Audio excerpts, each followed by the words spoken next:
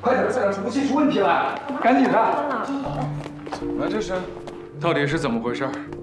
客户举办购物节，由于下单人数过多，导致了服务器崩溃。他们已经通宵了好几晚了，还在寻求冲突。怎么跟不上？我来试试。所有方法你们都试过了吗？啊，对。其实核心是预热的问题。简单来说，就像冬天我们开车要预热一样，我们光顾着开车就跑了，没有充分考虑到预热。你们一会儿看一下监控系统的数据，当到了一个大流量的时候，我们的数据是一波一波送过来的；没有预热的时候，就要从其他地方调资源，导致系统跟不上。我调整资源，做了预热缓存，估计问题就可以解决了。哦，不愧是顾总。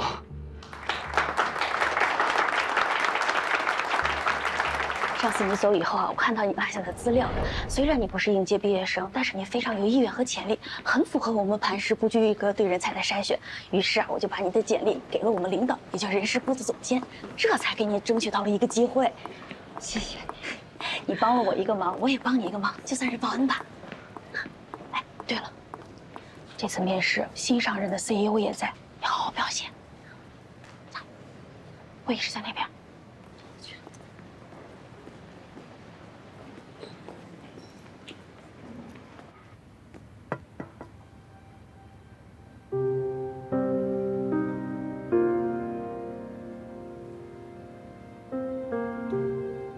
林爽是吧？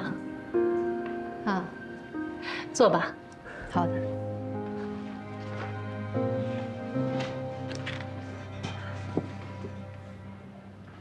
不要紧张啊，我来介绍一下，这位呢是磐石的 CEO 顾总，啊，另外一位是总助舒曼，我是负责人力的何飞，我们就简单聊一聊，真实的说一说你自己的想法就可以。好的。我看到你的简历里写着，你曾经为了照顾家庭和孩子，选择放弃事业，成为全职主妇。那现在我能问问你，又是出于什么样的考量，决定重返职场？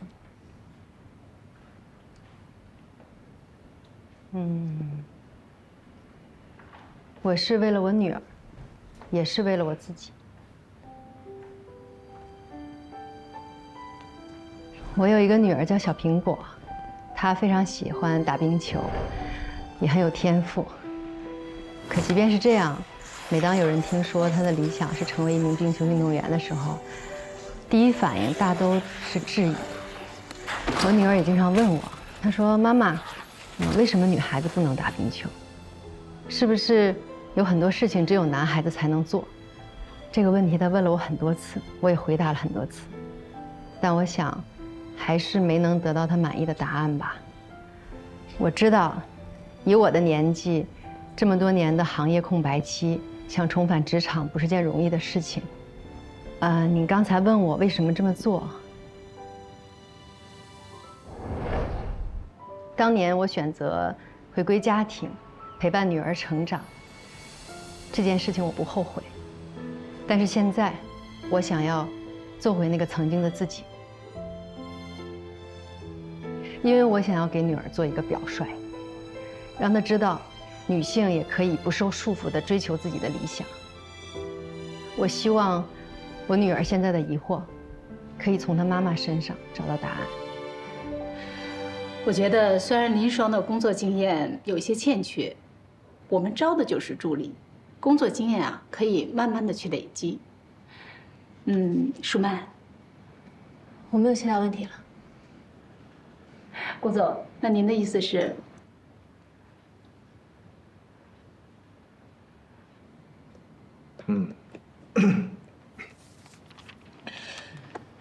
你认为深度学习算法比机器学习算法好在哪个地方？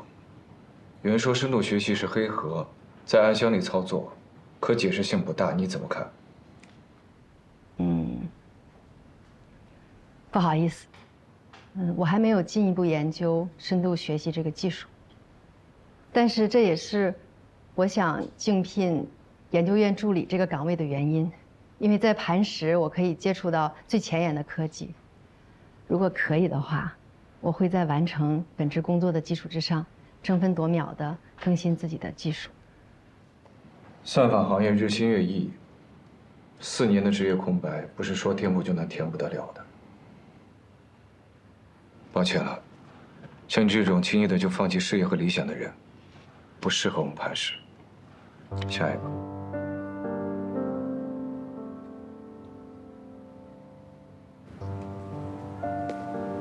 还有啊，我最讨厌的就是那些拥有好的家庭、好的天分、好的机会，却不知道好好珍惜的人，而你，就是这种人。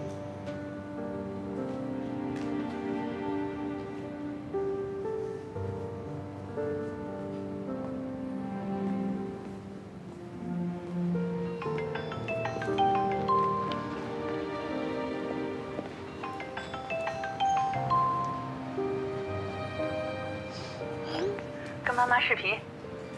哎，果果，回家我做馒头啦！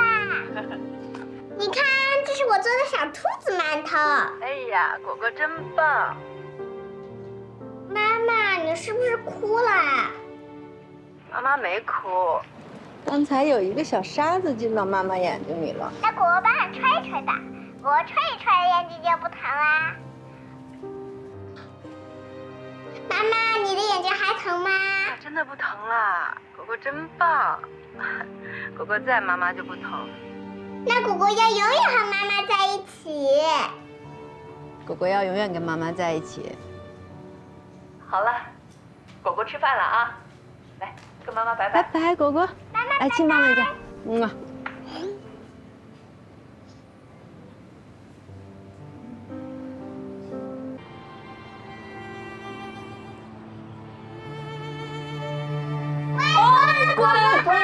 哎呦，我也想你啊！他做饭了吗？饿死了啊！能少了你吃的？哎，给你们买的水果记得吃啊，别放着放着又放坏。哎，以后别买东西来了，想吃我们自己会买的啊！哎，顾许啊，哎，双双来了，哎，你来啦？哎，还不是你爸非要跟顾许下棋，这不刚下了2盘，就说累了，自己先去休息了，把人家撇在这儿。什么味儿啊？妈，你锅里做什么呢？哎呀，我的鱼！你会下棋吗？会啊。怎么称呼您？我叫小苹果。哦，我叫顾许。荣幸。你好。要不下一盘？该你啦。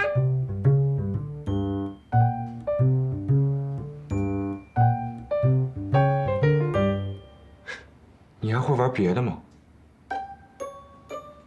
叔叔，你是不是认识妈妈很久了？是啊。你怎么知道？外公家里有你的照片，你和妈妈小时候的。外公说你是很厉害很厉害的叔叔。叔叔，妈妈在成为我妈妈之前是什么样的呀？以前的林双啊，固执又倔强，考试永远全班第一，体育文艺样样都行。你妈妈是我见过最优秀的人。比叔叔还优秀吗？二高的学习氛围怎么样？我感觉比之前的学习氛围更浓一些。你在之前学校的成绩啊，我看过，非常优秀。主任好。不过山外有山，人外有人，咱们二高是省重点。你要在这样的学校里。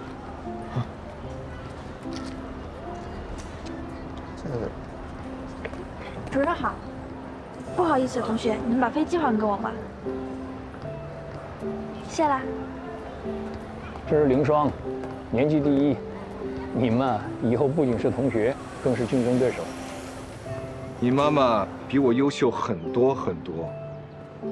我在很久很久之前啊，她就一直是我想要超越的目标。果果，外婆做了你最爱吃的大螃蟹，吃饭。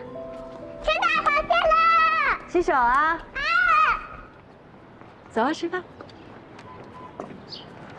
小苹果自来熟吧，这心也大。你不用说那些违心的话都能开心的。你为什么觉得我说的是违心的话？从认识你开始，我就把你当做自己唯一的目标。以前的林双，的确是我见过最优秀的人。是你让我见识到了什么是真正的天分。曾经的我，不管付出几倍的努力，都永远无法超越你。可惜啊，自从你感情用事放弃了事业，那个优秀的林双就消失了。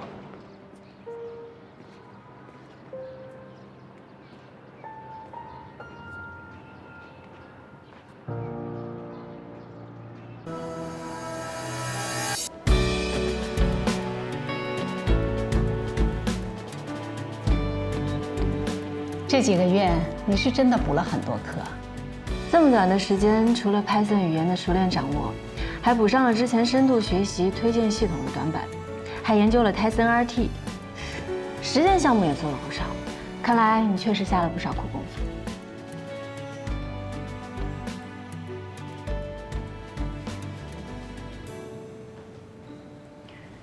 能够进入磐石研究室，对我来说非常重要。希望各位能再给我一次机会。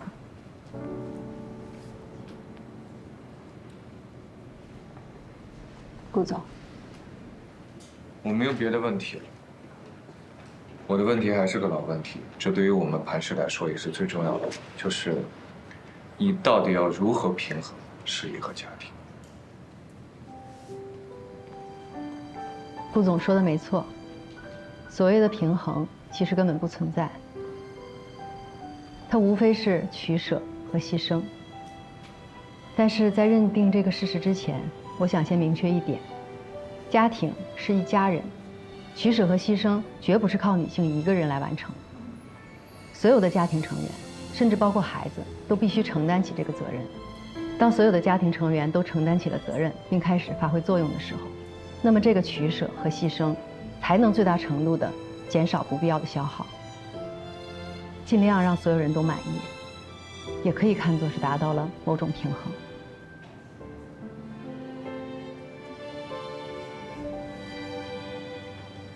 你刚刚这番话呢，说的很有道理，但是你表达的只是一种理想化的状态，恐怕执行起来是非常难的。而且，程序员是高强度的工作，即便是大学刚毕业的年轻的员工，也有时候可能会感到力不从心。所以你到底拿什么来证明你能够胜任？我想让大家看一个表格。我的一天是从早上6点开始的，洗漱、更衣。6点20，我准备早餐，叫家人起床。7点15送孩子去幼儿园。8点菜场买菜。8点40回到家里，收拾餐桌，整理衣服，还要处理一些缴费和外出事宜。一边我还要用手机听课。12点钟，我会利用午餐的时间下单一些生活必需品。12点半午餐结束，我为晚餐做准备。3点我会去幼儿园接孩子，直接送到特长班，督促他语数外以及画画还有围棋等技能的学习。5点钟回到家做饭，6点钟吃晚餐。7点半我给孩子洗漱，哄他睡觉。9点钟我再重新收拾一遍房间，为第2天早餐做准备。10点，我可以继续学习2个小时。12点，我自己洗漱睡觉。这只是我过去几年里最普普通通的一天。如果遇上老人、孩子生病，家里突然来亲戚，那这张表格还会复杂很多。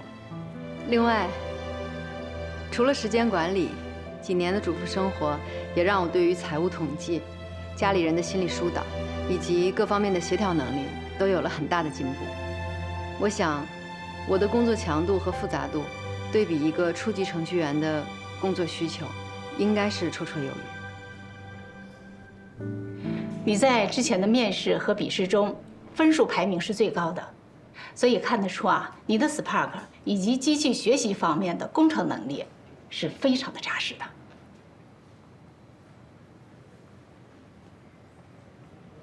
顾总，您还有问题吗？如果这次的面试你还是没有通过呢？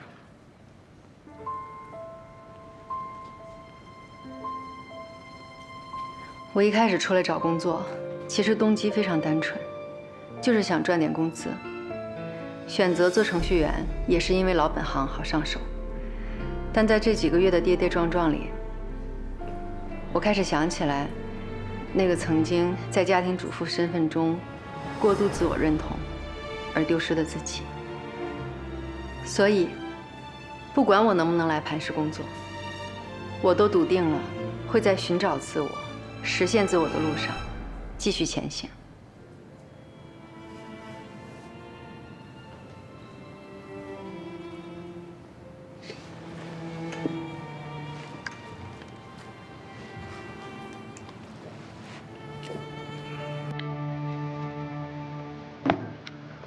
恭喜你，加入磐石研究室。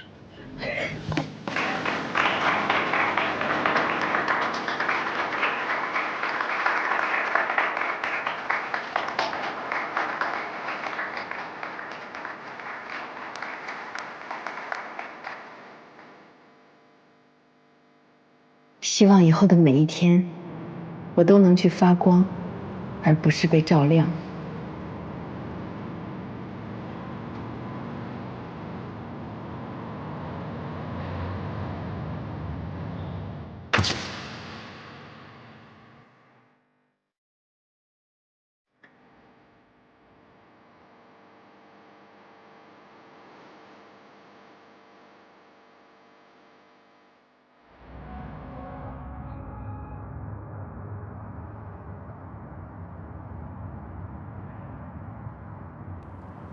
江海，明天我就要去磐石上班了。刚开始上班呢，我估计会有点忙，会有一段时间的适应期。所以，我跟我们小区的邓阿姨已经商量好了，以后我下班晚，她会帮我接小苹果。这段时间谢谢你了。没事儿。恭喜你啊，林双姐。可这样一来，我以后是不是就不能每天见到你了？啊，我的意思是，你要是下班晚，路上不安全，我可以去接你。不用，我现在自己开车很方便的。你帮我照顾小苹果，我已经很不好意思了。其实我吧，有的时候就是想每天能听一听你说话的声音，见你一面吧。哪怕隔得远远的看着也好，我没有别的意思了，我也不是想去骚扰你。江海，我真的只拿你当普通朋友，也希望你可以尊重我们作为普通朋友的界限。我知道的。哎，当然了，果果交代的任务，妈妈能不完成吗？跟小朋友们分一下。非常了。哦，谢谢。林双姐，还是拿我当小孩子呢。那你就拿出点大人的样子来嘛。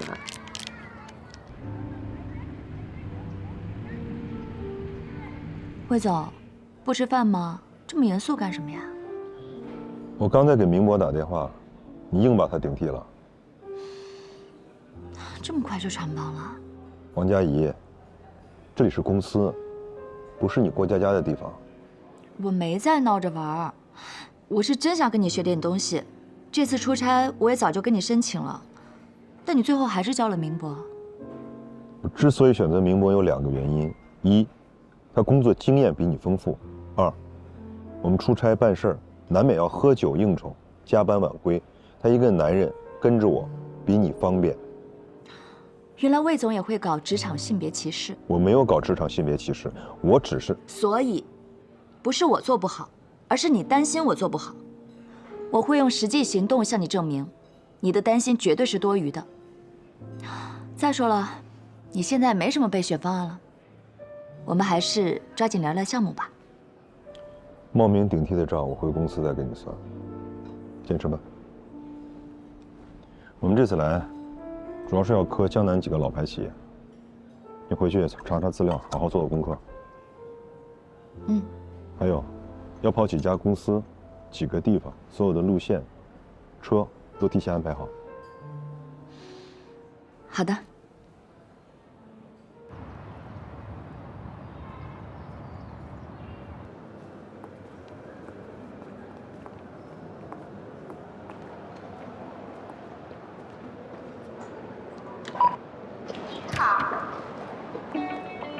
林双，欢迎你在磐石正式开启你的程序员生涯。谢谢，我带你过去。咱们磐石科技成立于2015年，目前呢是国内首屈一指的企业软件公司，主要提供数据库、工具和应用软件等相关的咨询支持服务。你这次入职的小组呢是隶属于开发中心，也就是我们研发中心。像我们研发中心现在目前有180多名开发人员。你也知道，咱们公司可是向来是以技术为核心的，所以啊，这研发中心更是 CEO 的直属。这边就是工作区域了，你看一下。哦，对了，你这边还要下载一个工作软件，就是这个引擎。引擎呢是咱们磐石内部的协作合作系统，像日常的工作沟通以及请假调休之类的，一切跟工作有关的事情，基本上都是可以在引擎上解决的。哎。你可以选几个位置啊？哦，就是这边绿色都可以选。那我就选这个吧。挺好的，可以。那我带你过去。就是这里。好，我那边还有事情忙，到时候有什么事儿找我啊。加油！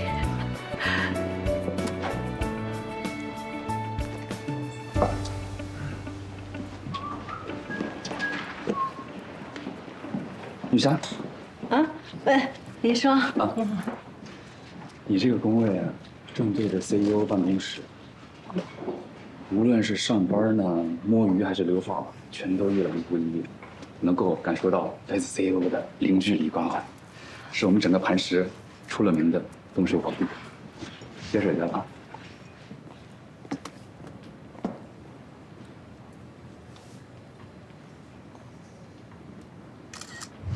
下周的产品需求会，所有的流程已经同步到你们电脑上了，自己看一看啊，完全根据这个规章制度走。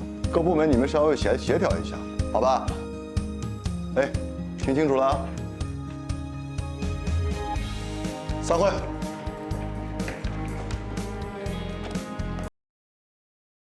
林双，产品的需求会。啊，哦。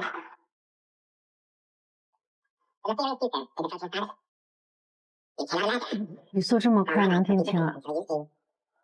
提高获取信息的效率嘛，多听听就习惯了。散会。太能说了。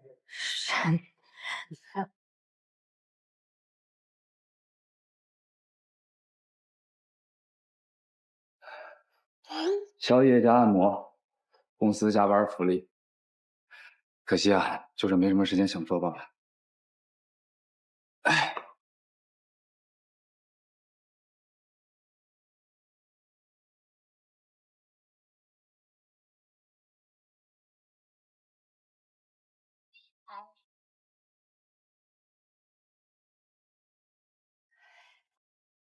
不好意思啊，邓阿姨。没事，睡熟了。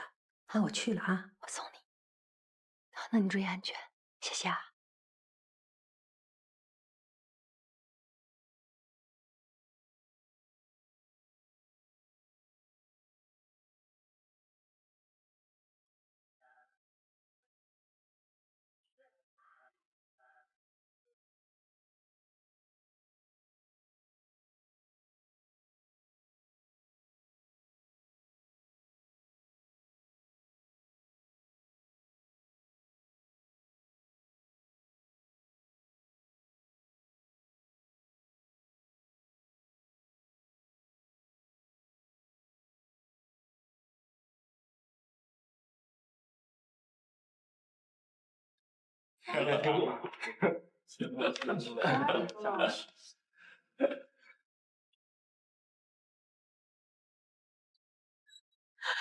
哎，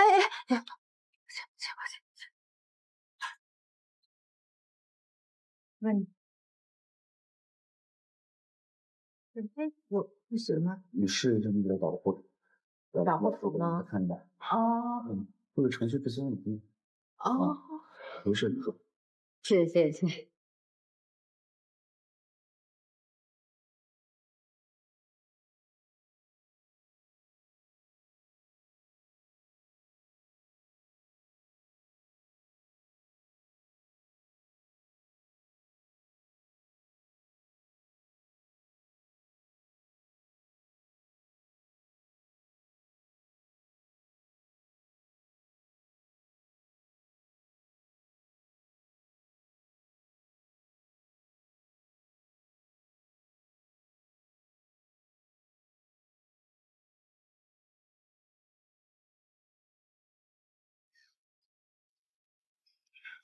怎么了？有什么问题吗？没有问题。今天可能要辛苦了，我们得连夜修改方案。魏总，我看那个客户根本就没想诚心跟我们合作，改方案根本就是个借口。我们这次来的任务就是要把不可能变成可能。方舟的实力摆在那里，市面上那么多客户，咱们换个更好搞的不行吗？就没有好搞的客户。佳怡，你是千金大小姐，从小到大一帆风顺，没吃过苦，你可能一时半会儿很难了解打工人的生活。没关系，越是难做的事情，做成了越有成就感。不信你试试。那我试试。打100个电话。妈妈，楼上思欣的爸爸妈妈又吵架了。童话书里不是说结了婚都会幸福的生活在一起吗？因为童话故事和现实世界是不一样的。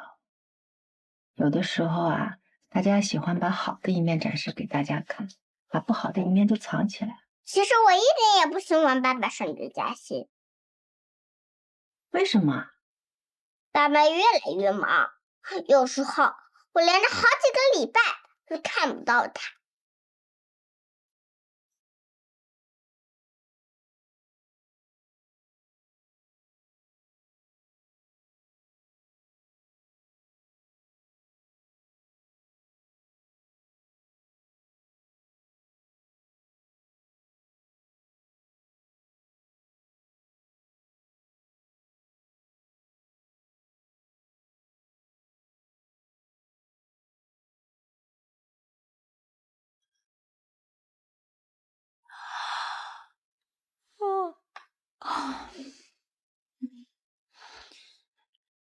佳怡，你把新辉的资料让我看一下。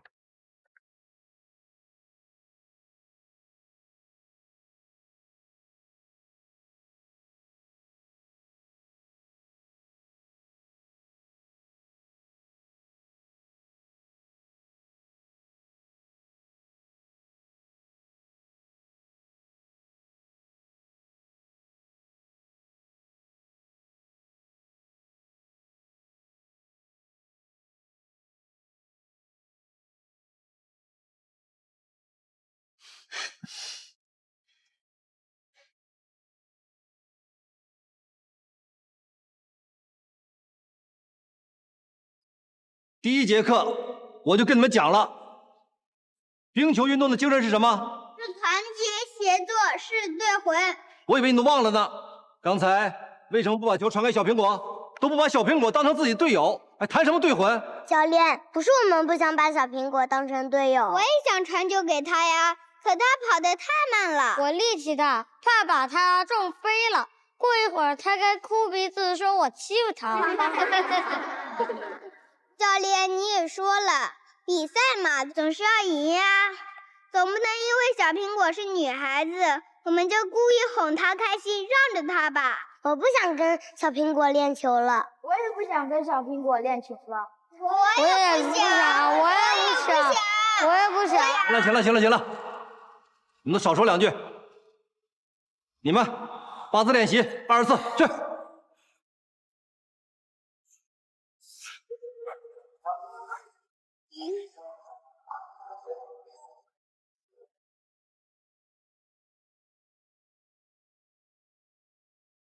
林生，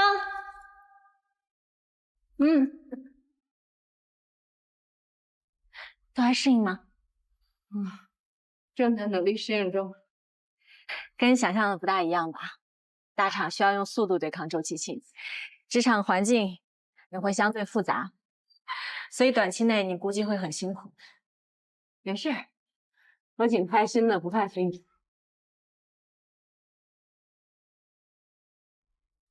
哦，对了，昨天你跟老柴反映了量化算法的问题，他直接把邮件转发给了研发部的负责人何总，然后抄送给你。可是我不知道他，你不用和我解释。今天何总正好在北京出差，明天等他回来，你好好想想该怎么跟他解释。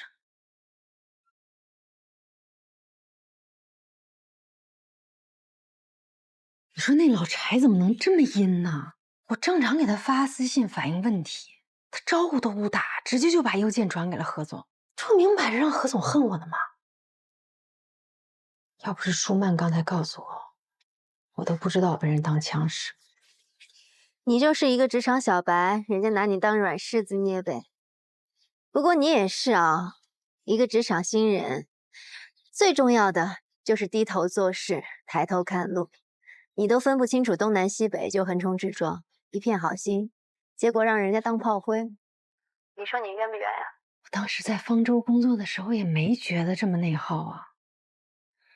方舟那个时候处于初创阶段，就几十名员工，现在的磐石有几万名员工，自然有亲疏，有派别，有阵营，有利益关系是非常正常的事情啊。职场不是童话世界，除了有实力和努力，还需要随机应变的能力。可再帮我想一想，明天那个研发部的何总回来，我应该怎么说啊？你还想说什么呀？多说多错，少说少错，不说还是错。我死定了！你的手快不快？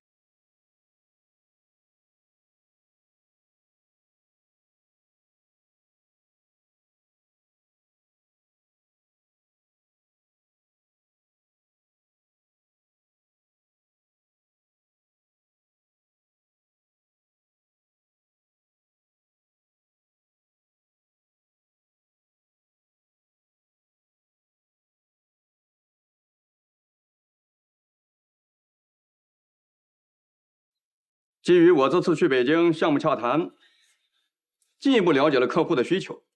稍后呢，负责这个项目的同事啊，跟我走，咱们单独开个会聊一聊。好。哦，有同事给我发邮件，反映开源的量化算法性能不佳，所以刚刚会前我特地找了 KV 跑了一下算法，测了一下性能效果，结果发现根本不存在邮件里反映的问题。这到底是怎么回事啊？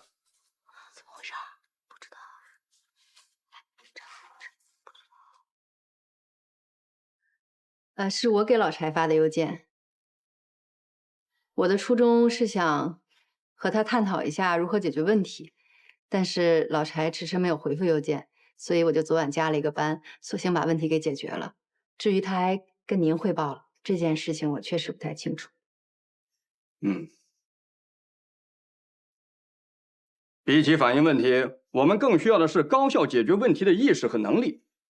磐石需要林双这样的实干精神啊！哎呀，我就是做好自己的本职工作啊。我是一个新人，我做事的原则非常的简单，就是低头做事，抬头做人。我还有很多不足的地方，希望各位同事日后可以多多指正。老柴啊，以后遇到问题不要老想着甩锅啊，多动动脑子。好了，就到这儿吧。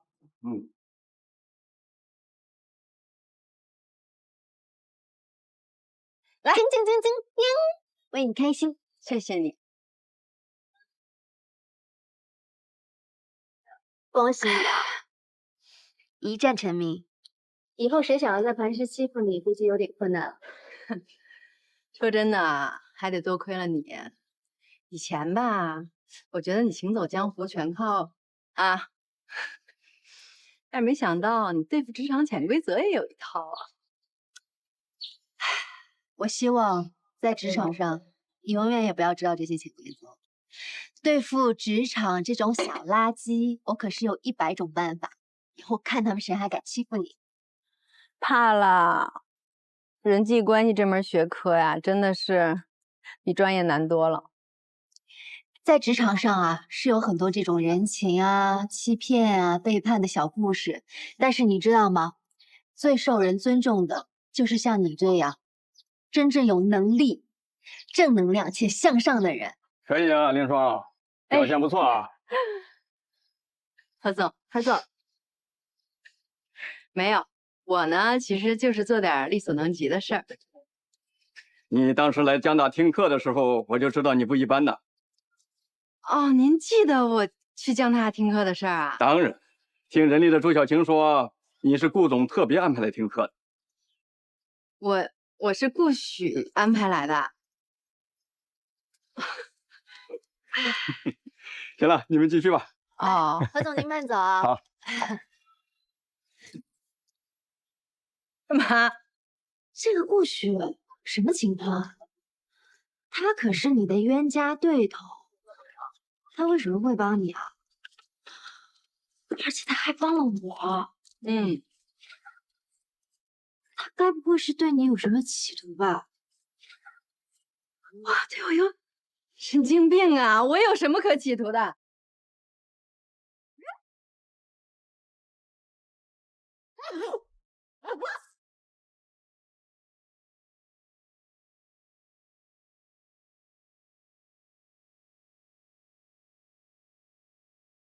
你赶紧回去休息吧。好的，顾总。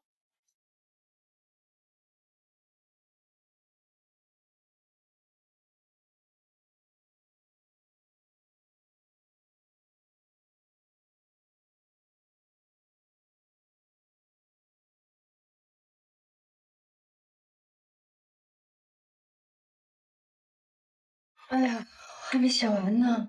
我已经给你保存好了，困了就回家睡觉，别在公司浪费电。训练你也要管，听个课你也要安排。你这个 CEO 是不是有点太操心？我去江大听课的事儿是你安排的吧？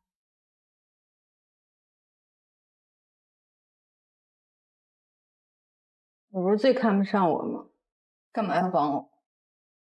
我帮你是2个原因：一，你是林老师的女儿，林老师对我的恩情无以为报，所以我只能从你这儿借花献佛；二，倒是我个人原因。其实我之所以成为今天的顾许，在某种程度上是得益于你。因为我。你是我在大学生涯里一直想要超越，却偏偏怎么也超不过的那个对手。整整7年，我都活在你的阴影里边。你知道吗？我为了超越你，到美国留学，每天都泡在图书馆和实验室里。创业之后，更是把办公室当成了家。我用了2年的时间，就把创业公司做成了业内独角兽。就连我接受磐石的 offer 回到国内，有一大半的原因是想要重新跟你一较高下。现在你呢？我设想过无数种我们重逢的可能性，唯独没有想到过眼前这种。武侠小说你看过吧？什么意思？我拼尽了全力练成盖世武功，就是想要和你重新一较高下。现在孤独求败的心情，我倒是体会到了。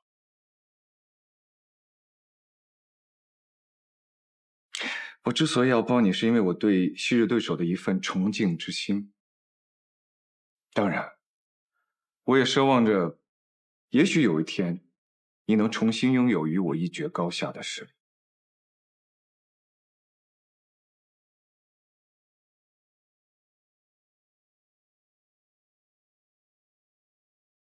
谢谢。不过我连进入磐石都是勉勉强强，距离成为你的对手还差108000里呢。我估计你这个愿望应该是很难实现。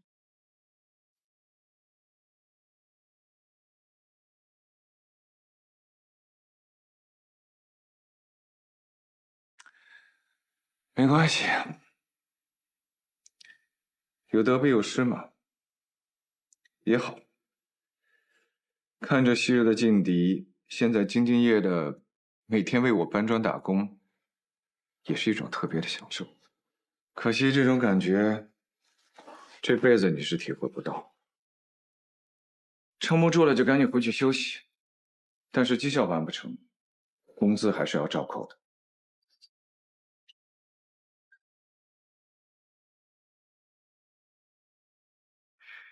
你这枕头一向不行啊，赶紧回去休息吧，别熬夜了，毕竟年纪摆在这。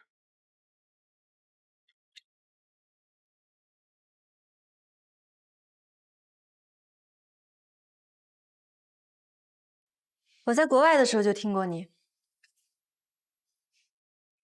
我是顾许在普林斯顿的学妹，后来他创立了普柳科技，我也一直是他的搭档。他上大学总是第2名的故事，我简直听得耳朵都要起茧了。那都是过去的老黄历了，还提他干嘛？倒是你，我听磐石上上下下的人都夸你业务能力出众。哦，原来是老搭档了，怪不得这么有默契。我喜欢顾许。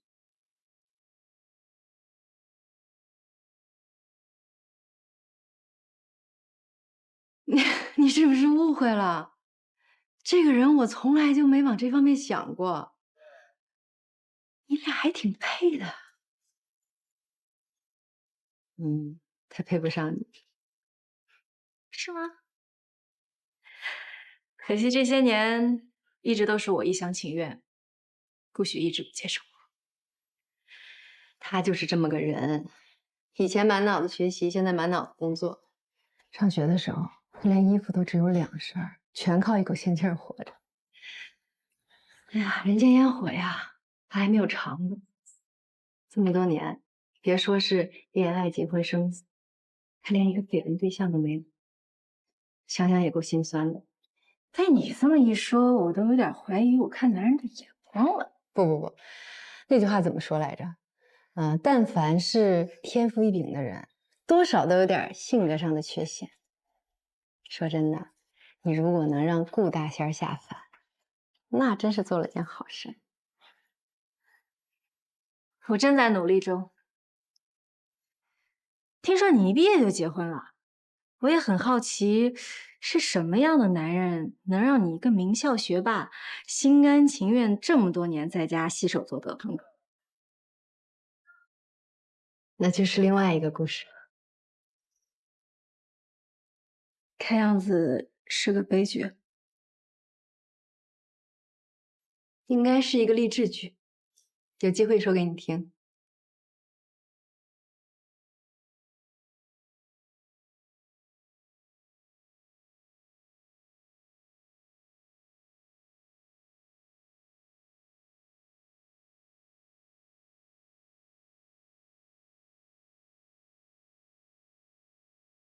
德亚服饰刚刚打的那个电话，可把他们紧张坏了。一听到他们也要抢咱们粉丝节的独家联名，那几个老油条赶紧放下架子敲定合作，生怕晚了就没有了。那嘴脸，笑死我！不过这电话怎么这么巧啊？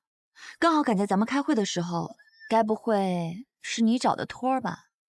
你看出来了？我猜的。德亚那边确实有心合作，我故意把电话安排在了会议时间，催单嘛，得使点小招，好让那些犹豫不决的客户尽快下定决心。受教了。基本技巧而已。以后你要学的东西还很多。一会儿回到酒店赶紧睡觉吧，看你这几天熬的，黑眼圈都快跑出来了。哦，我第一次来古镇，还想好好逛逛呢。行，你逛吧，准假。那一起呗。我还有工作。你昨晚熬得那么晚，还不许调休吗？我这黑眼圈可算工伤啊，你就当是给我头一次谈成客户的奖励。好香啊！魏总，我想吃饼。我请客。老板，哎，来2个饼。哦，好嘞。谢谢啊。嗯，谢谢。怎么样？好脆啊！你尝一个。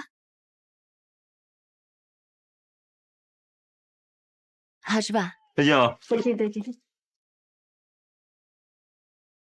该走。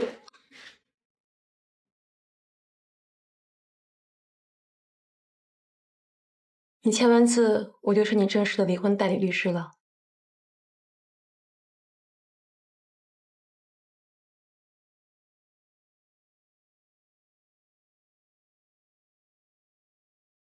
今天开始，我们就共同进退了。来吧，看看你的情况。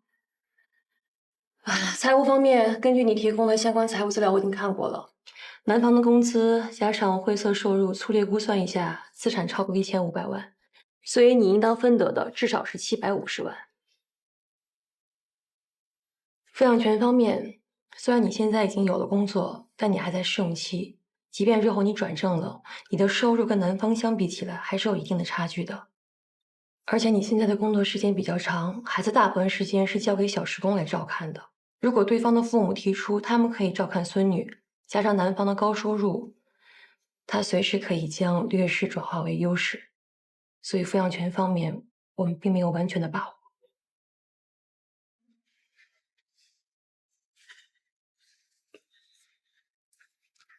是。有一段时间我非常害怕离婚，我也不知道为什么。现在想想，我应该是非常害怕失去小苹果。小苹果是我女儿，特别可爱。这几个月，我一直非常努力，无非就是为了想把孩子留在身边。所以，请你一定要帮帮我，拜托了。这个你放心，我会尽力的。之前你给我提供了一些证据，可是你知道，在法律上，证据的认定是非常复杂的。有时候我们认为的铁证也会出现这样或者那样的瑕疵。所以现在我建议你，你应该抓紧时间去搜集更多的相关证据。如果能够证明男方是婚姻中的过错方，就可以在财产分割上占有主动权，抚养权上也会逐渐增加考虑的因素，让法官优先选择你。总之，协议离婚比的就是双方手中谁有更多可以让对方让步的筹码。如果到了诉讼离婚这一步，看的就是你手上有多少证据了。好，我知道。从初中起，我就被我爸妈丢在国外一个人念书，所以我很早就习惯了一个人的生活。只要提起行李，就像带上了家，但终点在哪里，我却永远也不知道。一个人孤单的时候，我就喜欢去港湾。不知道为什么，只要在港湾边一坐，我就不再害怕寂寞。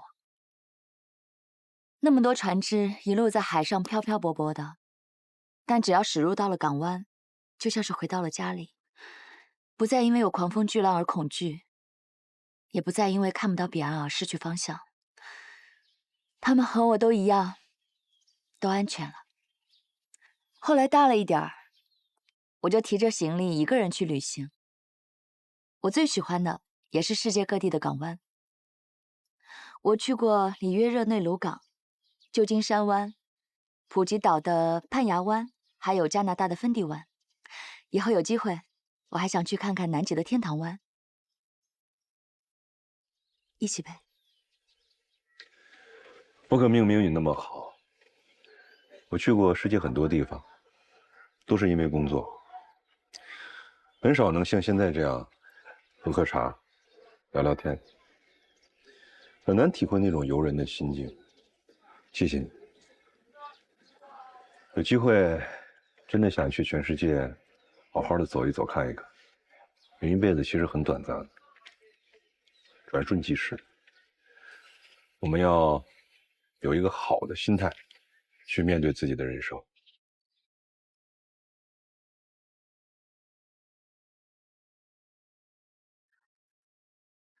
你看，看了，哇，看了没？哎，你说这么多亲钱的职务他不去干，非得给魏总当个助理，为什么呀？为什么呀？记得上次魏总训他吗？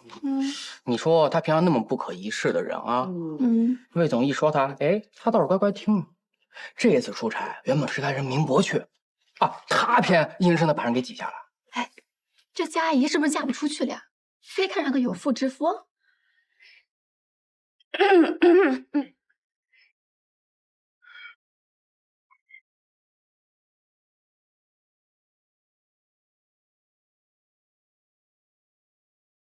您看您需要点什么？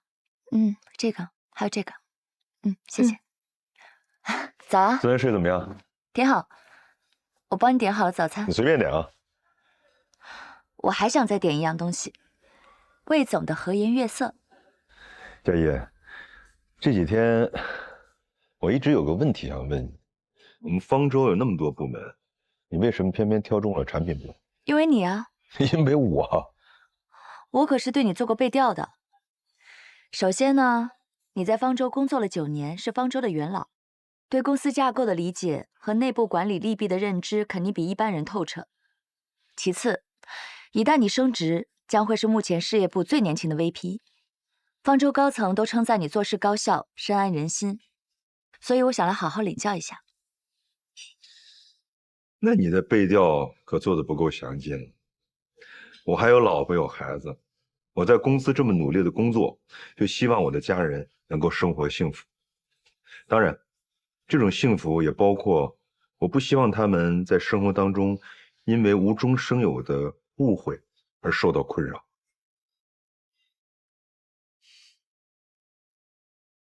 我不明白你的意思。你刚才在朋友圈发的照片我看了，你这么做啊，很容易引起公司同事的误会，这对你还有我的个人声誉没有任何好处。我还当是什么事儿呢？我不知道这有什么可误会的，我不过就是随手拍了些照片，记录日常生活，发发朋友圈。魏总有什么好紧张的？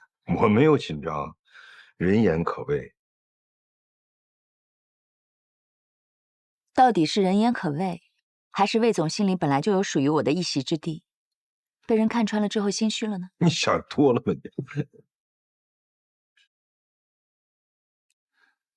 不好意思啊。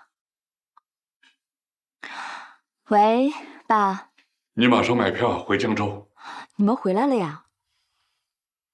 回来再说。喂，喂。你先回去吧，这有我呢。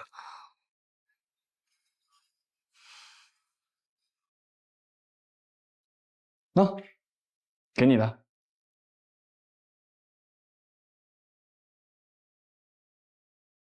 这些东西你拿去送小朋友吧。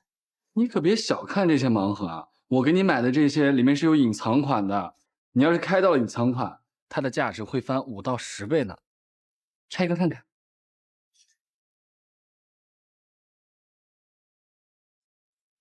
第一个就开到隐藏款，我看看，这上面还写了2句话呢。你看，这2句话也是我想对你说的话。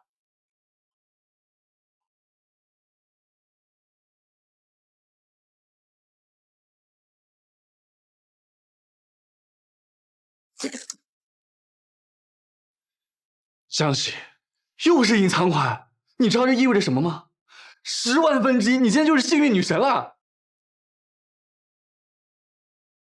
隐藏款，又是隐藏款。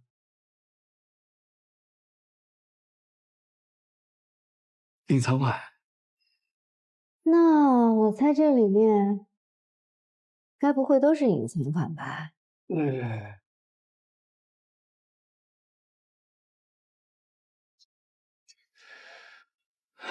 虽然我买这些隐藏款的行为是有些投机，但我也是想把心意准备到100%吧。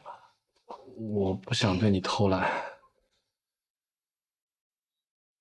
江西。我知道以我现在的能力，我没有办法给你更好的生活，但你要相信我，只要你愿意给我时间，很快，我就会像这些盲盒一样，让你看到升值的潜力。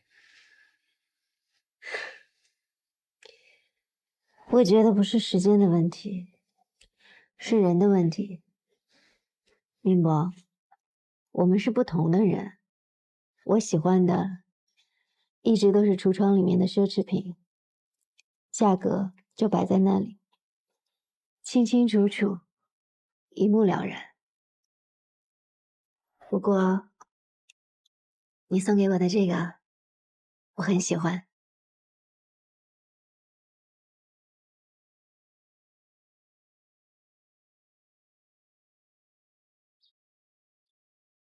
张妈，哎，来了来了，哎，佳怡回来了啊？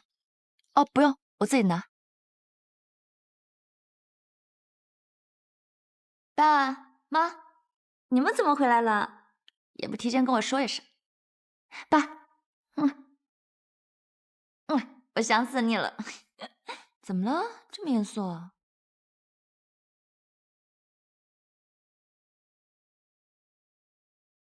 这是谁的衣服啊？同事的呀。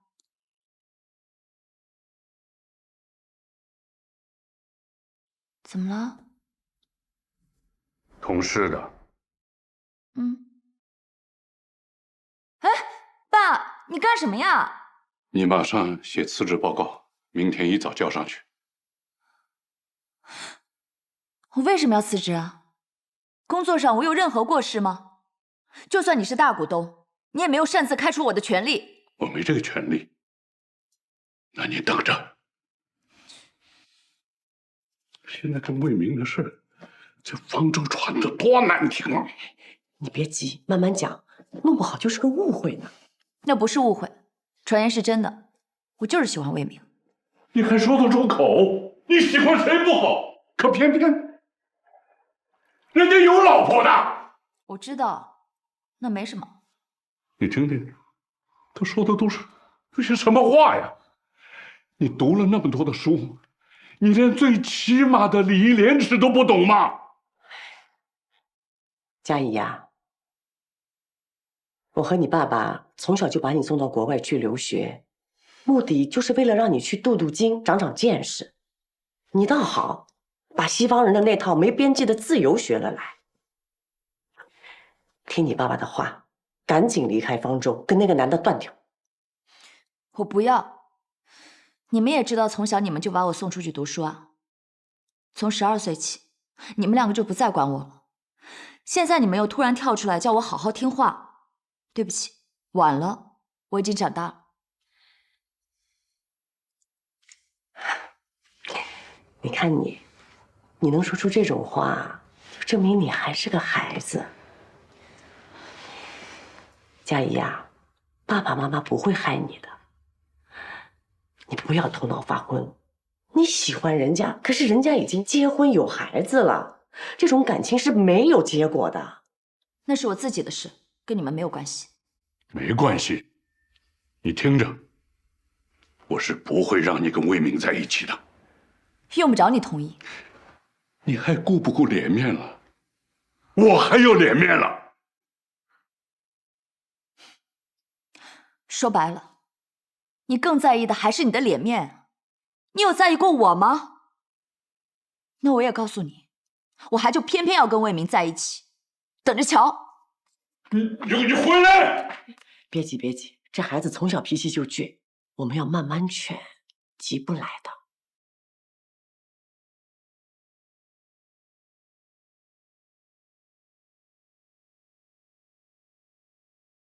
谁啊？我？你坐我车干嘛？你不是开顺风车吗？我刚好下班，顺便给你增加一点营业收入。怎么着？不欢迎你的乘客啊？你别折磨我了，行不行啊？你怎么知道我跟你顺路呢？你再说你干嘛不让你秘书跟你约一辆车呀？司机和秘书我早就让他们下班了，我前面打车要排100多号呢，而且我没有做好要在公司通宵的准备。我11点之后啊，加价3倍，然后路上还要接人，能接受吧？哦，还要拼车呀？嗯，那我只能付你1.5倍的车费。赶紧走吧，师傅，别耽误时间了，行吗？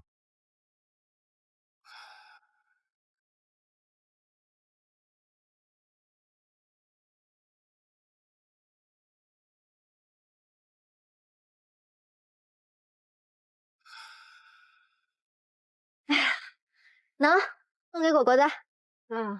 你看，据说这个东西能升值，你可别当垃圾扔了啊！不会，谢谢。哎，你今天晚上怎么那么晚下班呀？不会是那个变态 CEO 顾许为难你了吧？我跟你说，你如果有什么事情，一定要跟我说啊！说面对这种职场黑恶势力啊，你千万不能怂，他们就是喜欢那种吃软怕硬的人。一看你是软柿子，他们恨不得把你熬成那个柿子汤，你一定得硬切，他们就乖乖认怂了，知道吗？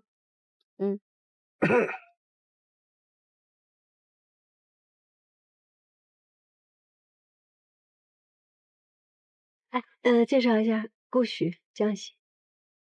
啊，我们之前在丰州见过。你俩聊。那个，顾总，上次真是谢谢您啊。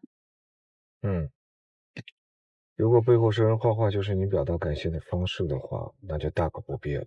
我没有，我刚才就是讲了一个冷笑话。顾总，你怎么一点幽默细胞都没有呀？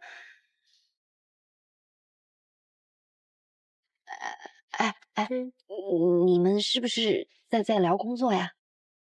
是啊。没有。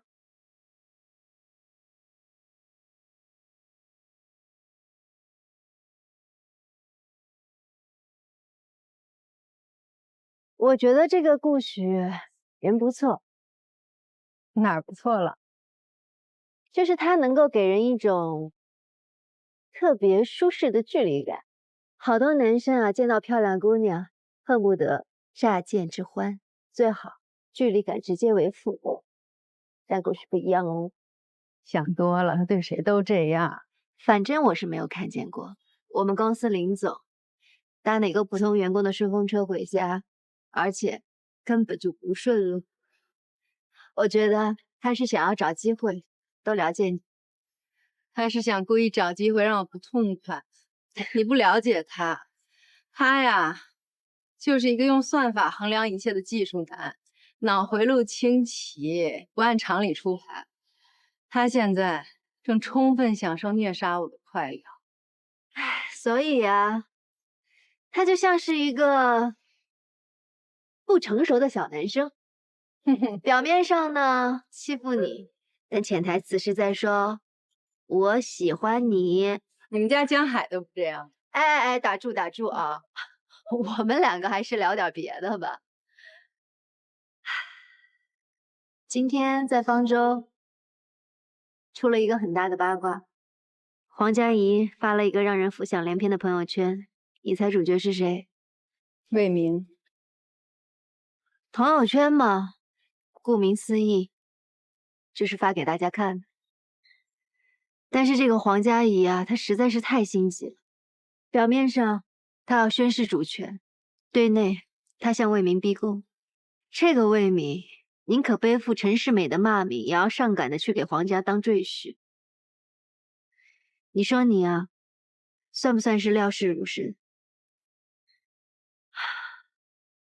离婚的律师委托协议我已经签完了。司仪交代我，在正式向魏明摊牌之前，要尽可能的找到他婚内出轨的证据，还有转移资产的证据。这个黄佳怡，绿茶嘛是真绿茶，但神助攻也算得上是神助攻。以魏明的德行啊，没有这个皇帝阿姨，也会有别人。凉水是泡不开绿茶的，它不热乎，人家能往上冲。海王就是海王，撒网捕鱼的不算高手，能让鱼儿主动上钩的才算是棋高一筹。我估计这会儿黄董已经气得大发雷霆了。你放心吧，公司那边我会帮你继续盯着他们两个的。接下来就要真刀真枪硬碰硬。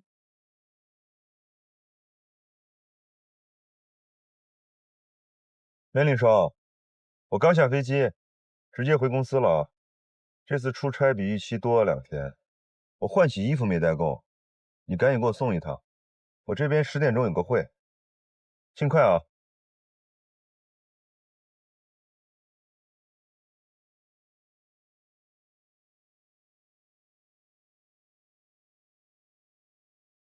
你到哪儿了？我已经到公司门口了，衣服呢？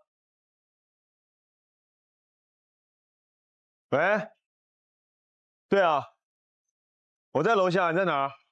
这边。那我先走了。好，谢谢。是魏先生吗？啊，这是您的衣服。谢谢啊。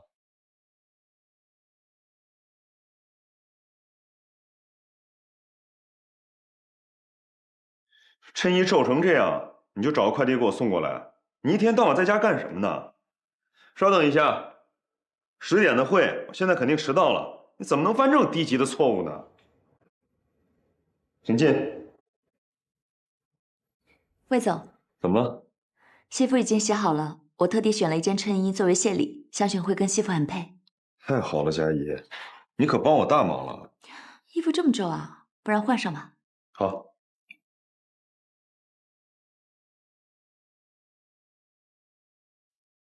还有事吗？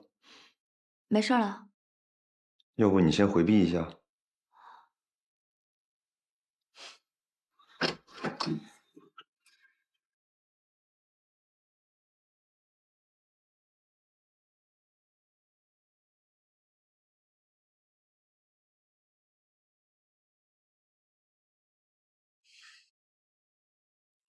进来吧。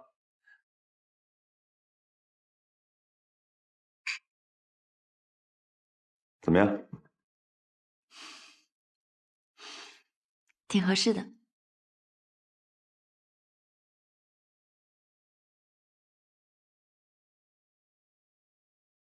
真帅。谢谢。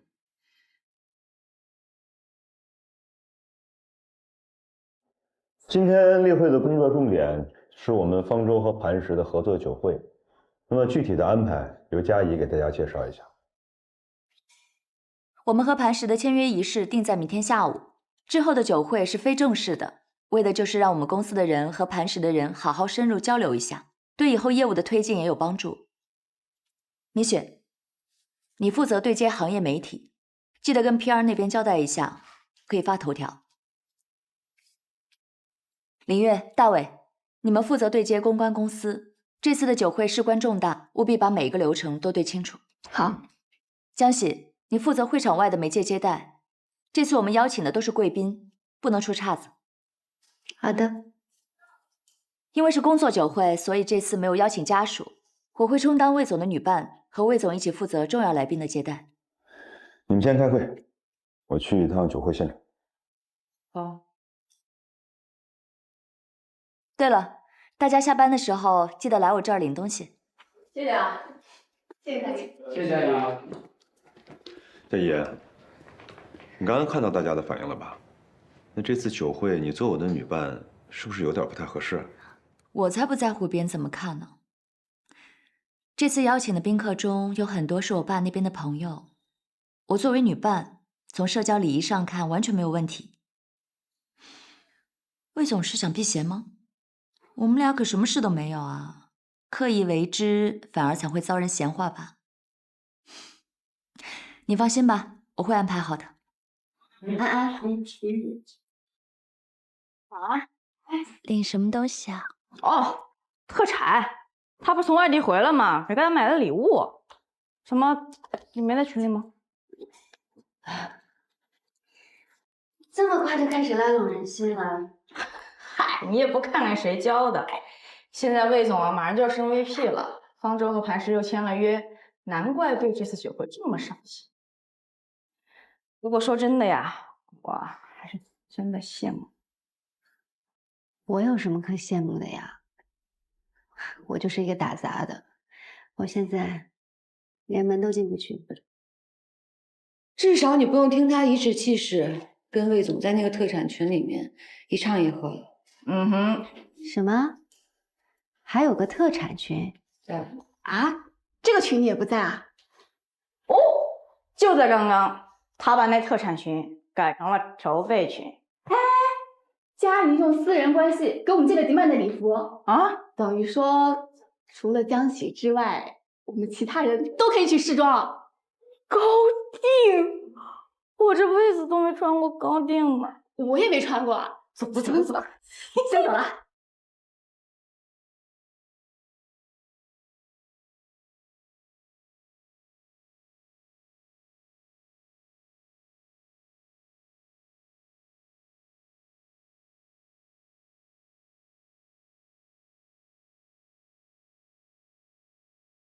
他这个用意很明显，吃了他的，穿了他的，这样的话，在公司里面就没人敢议论他和魏明的关系了。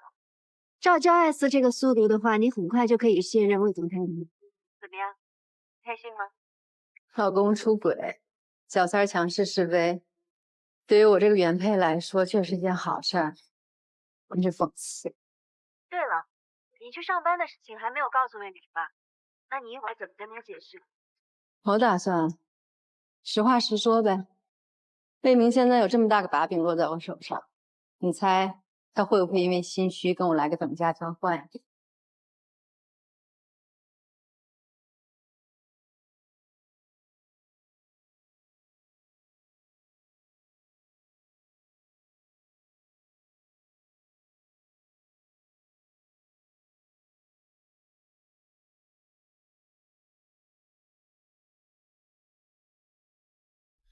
都几点了，才回来？果果呢？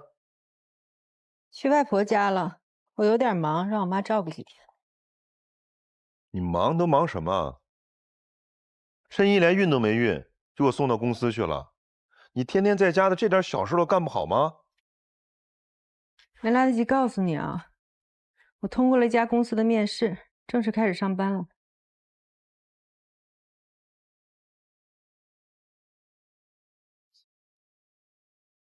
你去上班了？这么大的事儿，为什么不提前告诉我？你工作上的事儿也没和我商量过呀。这能是一回事吗？你上班了，家里的事情谁来照顾啊？衬衣我不希望有第二次了。不希望出现第二次，你就自己干呀。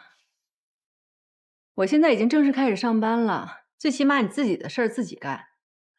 我们两个人商量好，男主外女主内。你既然兼顾不了，把主要的精力放在照顾家上，有错吗？这都什么年代了，还男主外女主内？分工不是由性别决定的。分工是不由性别决定的，但肯定是由能力决定的吧？我们结婚这几年，家里的日常开销哪一个不是从我工资里扣出来的？我让你老老实实待在家里，把主要精力投在家里面，没错吧？你刚刚上班那点工资够干嘛用的？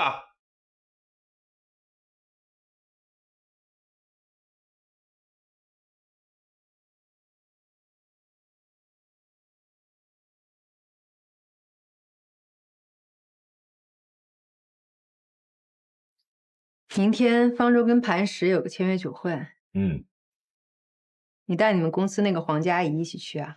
本来公司是安排你去的，结果又重新安排了一下。我是在薇姐生日会上听说的，她说小姑娘人长得漂亮，也聪明，最重要的是对你挺崇拜的。最近新招的助理啊？对，公司硬安排的，说这小女孩家里有背景。那你这次去出差也是带的她？本来不是带她的，是明博。我下楼。挺好的，你工作那么辛苦，女助理心细，还能把你的生活照顾得好一点，那我就放心了。早点睡吧，我还有点工作。老婆，你去上班我没有意见，我是担心你身体。要累的话，尽早辞职。早点睡吧，别老看手机。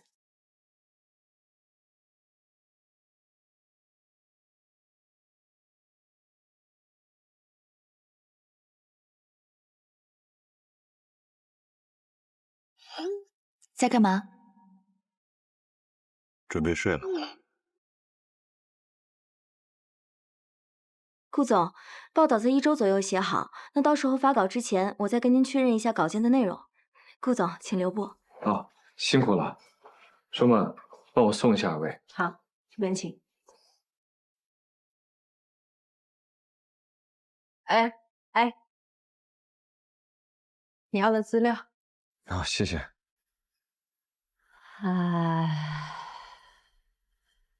说。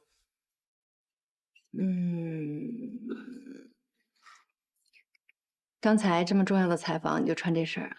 我又不是明星，也不靠脸吃饭，何必在意这些小节呢？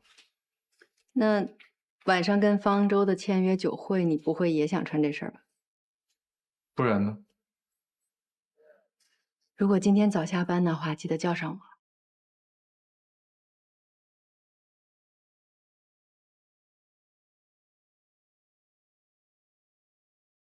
请进吧，随便坐。哇，天哪！喝什么？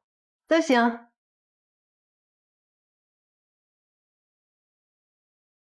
可以呀，业余生活很丰富多彩嘛。成年人的乐趣，水行吗？可以。啊，成年人的乐趣也包括这个啊？小黄鸭调试法没听说过吗？我听过呀，但是真人用我还是第一次见。就是在调试代码的时候，你要详细的向他解释每一行代码，这样代码中不完善的地方就会显现出来。你这样，你给他放在这儿，他还能跟你有眼神交流。你是来我们家视察工作的吗？哦，对了，你家衣柜在哪儿？就这些。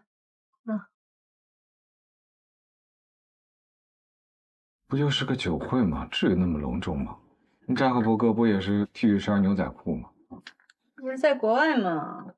你在国内，什么场合配什么衣服，这是最基本的礼仪。你现在这身跟方舟酒会的规格完全不搭。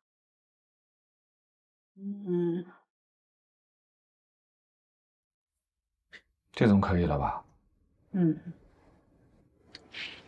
就是感觉好像还少点什么。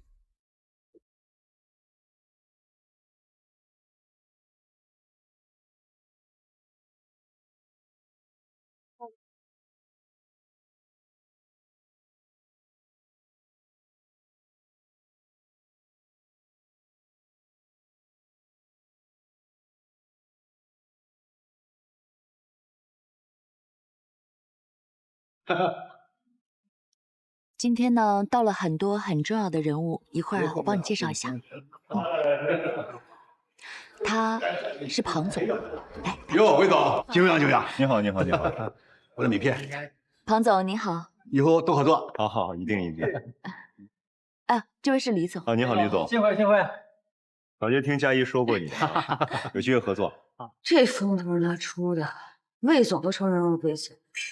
哎，他真以为参加颁奖仪式呢，真把自己当明星啊！来。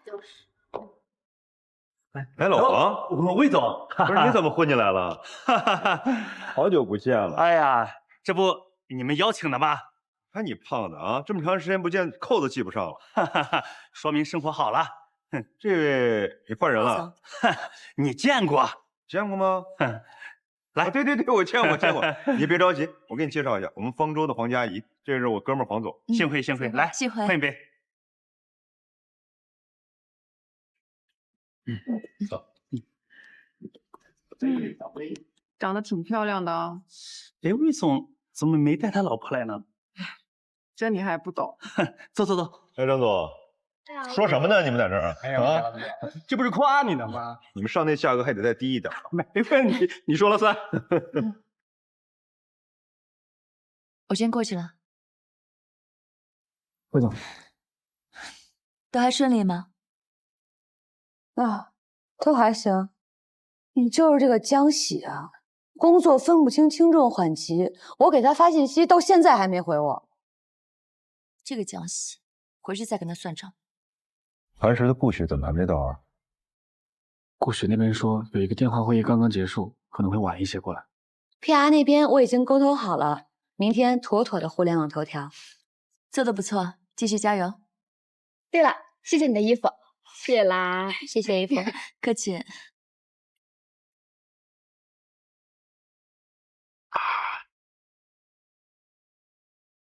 顾总，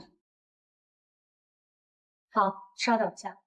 玲玲，等到啊，走，先生。云儿，顾总来了。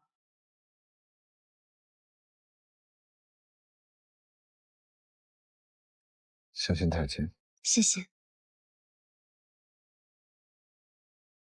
这什么？不知道啊，他为什么买啊？是买一起设计吗？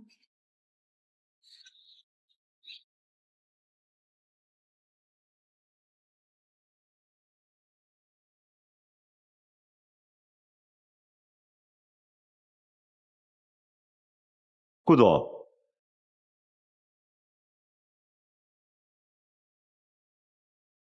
怎么才来啊？明博，跟主持人说一下，顾总来了，准备开始。好，我们开始吧。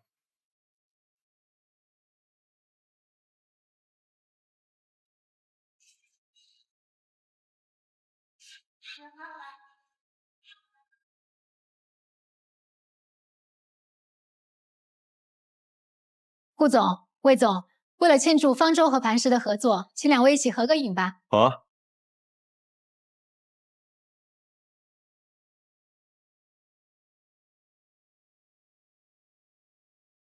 合作愉快，顾总。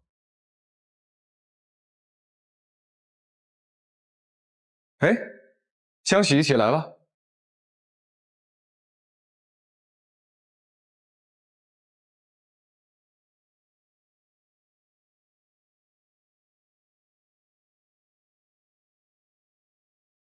顾总看这里，哎，好，放一个，别动，哎，好。